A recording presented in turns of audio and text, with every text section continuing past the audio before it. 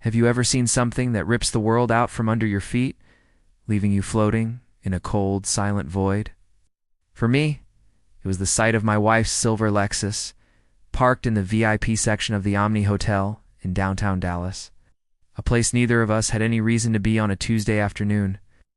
I was there for a client meeting that got canceled at the last minute. She was supposed to be at a yoga retreat in Austin. A knot of ice formed in my stomach. I knew with a certainty that defied all logic and love that my life was over. It was just a question of how spectacularly it would end. If you genuinely enjoy our stories, please subscribe to the channel. Tell us where you're from and what time it is right now. It's always fascinating to know how far our story flows. The initial shock was a physical blow. I remember gripping the steering wheel of my car, the leather groaning under the pressure, my knuckles white. My breath came in ragged, shallow gasps. It couldn't be. A coincidence. Maybe her car was stolen. But the dread, thick and suffocating, told me otherwise. I'd been noticing things for months. Tiny cracks in the foundation of our 10-year marriage. Late nights at the office that stretched until 2 a.m., vague answers about new friends from her book club, the way she'd angle her phone away from me, a screen glowing with secrets I wasn't allowed to see. When I'd ask, her voice would turn sharp, laced with a cold annoyance. "Are you checking up on me? I can't believe you don't trust me." The manipulation was so subtle, so masterful, it made me feel like the villain. I waited. For 2 hours, my car became a furnace under the Texas sun.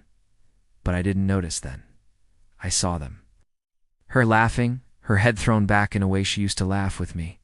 And him, my boss, Mark Renshaw. His hand was resting on the small of her back, a gesture of casual ownership that sent a bolt of pure, unadulterated hatred through me. They looked so comfortable, so untouchable, bathed in the golden afternoon light. He leaned in and kissed her. Not a peck, but a long, lingering kiss that spoke of familiarity and shared secrets.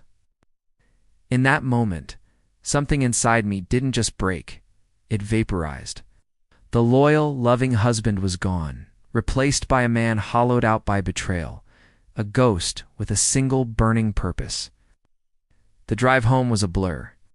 I walked into our house, a home I'd helped design, filled with photos of a life that was now a lie. I saw her smiling face on the mantelpiece and felt nothing but a cold, clinical rage. The breakdown came later in the shower, where the sound of the water could drown out the raw, animalistic sobs that tore from my chest.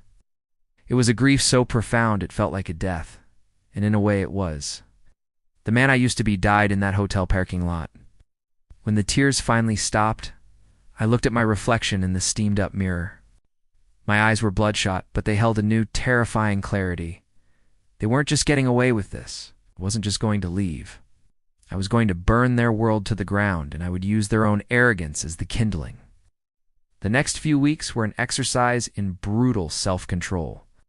I became an actor, playing the part of the slightly distant but still devoted husband. I gathered my evidence with the patience of a predator.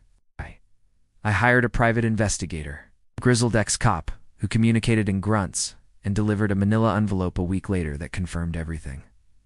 Photos, timelines. Of their meetings at the Omni, the Hotel Zaza, even a weekend trip to Miami I'd been told was a girl's trip. Then, I went for the digital trail. I used a simple recovery software on our shared family computer, and it was a goldmine.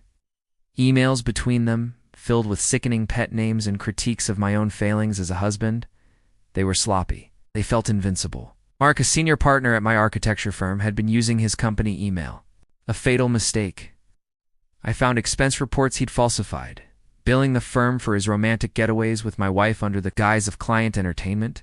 He was stealing from the company that had made him a millionaire. My wife in her emails was just as careless, complaining about my predictability, my work schedule, my very presence. It was all there, in black and white. The proof wasn't just a smoking gun. It was an entire arsenal. The trap was set. I consulted a divorce attorney, a shark in a $1,000 suit, who grinned when I laid out the evidence. We filed, citing adultery and providing the initial batch of photos. Simultaneously, I drafted an anonymous email. It was a work of art, concise and devastating.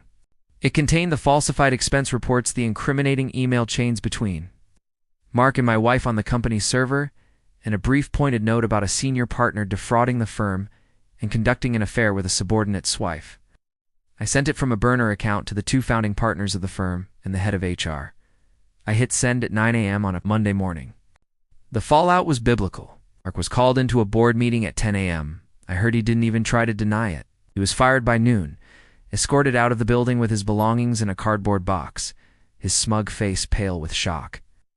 The firm launched a full-scale audit of his accounts, and the legal ramifications for his fraud were just beginning. My wife was served with the divorce papers at her mother's house, where she'd gone after I'd calmly told her to get out. The legal discovery process, armed with my evidence, left her with nothing. The infidelity clause in our prenup was ironclad. She lost the house, her alimony claims were dismissed, and her reputation in our social circle was obliterated. The women she'd called her friends, the ones she'd gossiped with over brunch, now looked at her with pity and contempt. She was ruined, socially and financially. I saw her one last time, months later, across a crowded street. She looked smaller, diminished. The arrogant confidence was gone, replaced by a haunted, weary look.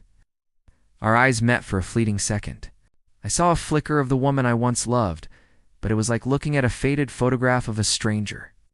I felt no satisfaction, no triumph, just a vast, chilling emptiness. I had my revenge, but it didn't fix what was broken. It didn't bring back the man I was. I simply turned and walked away, leaving her to the ruins of the life she had so carelessly destroyed. The silence in my house is the loudest thing I've ever heard. The end.